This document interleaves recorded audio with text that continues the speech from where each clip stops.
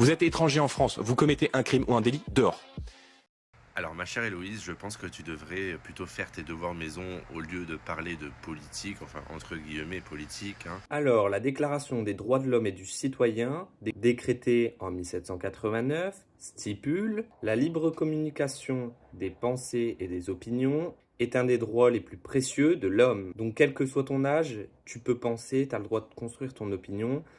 Bref, argument non recevable, on passe à la suite. Dans un premier temps, tu as fait une faute grave. Tu as dit comment ne pas être de droite en mettant en fond Bardella, qui est un parti d'extrême droite. Après, c'est pas moi qui le dis, c'est le Conseil d'État. Le Conseil d'État ne distribue aucune étiquette politique. Il juge seulement des actes, pas des idées. Le Rassemblement national est totalement légal, financé publiquement. Il est surtout autorisé. Donc si tu souhaites traiter les gens d'extrême droite, dont 11 millions d'électeurs ont voté aux dernières législatives, c'est ton problème. Te cache pas derrière une institution qui n'a strictement jamais dit ça. Le fait d'expulser les étrangers parce qu'ils commettent des crimes et des délits en France, c'est raciste. Alors, expulser un étranger serait donc raciste.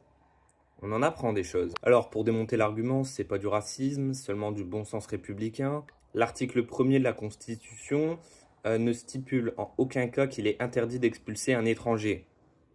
Si elle l'interdisait, ça veut dire que ça serait pas républicain et donc raciste, comme tu le dis. Au contraire, l'article 631 de la CESEDA stipule qu'au contraire, un immigré a le droit d'être expulsé s'il commet un crime ou un délit. Donc, ça stipule qu'en gros, s'il constitue une menace pour la nation, l'État autorise que cette personne peut être expulsée directement dans son pays. Pareil, dire que l'expulsion est raciste, ça viendrait au même de dire que un Américain qui commet un crime ou un délit pourrait être renvoyé chez lui, un Japonais, un Suédois. Bref, encore une fois, vous vous faites des idées. À moins que vous pensiez que c'est seulement les immigrés d'origine africaine qui commettent des crimes et des délits, c'est votre problème.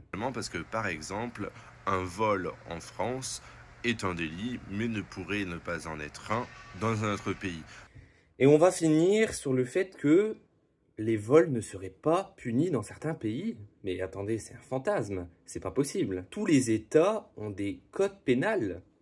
Imaginez seulement 30 secondes si des vols seraient autorisés dans certains pays. Mais ça serait absurde. Bref, ça reste la gauche dans leur déni, on va les laisser, et puis on va continuer.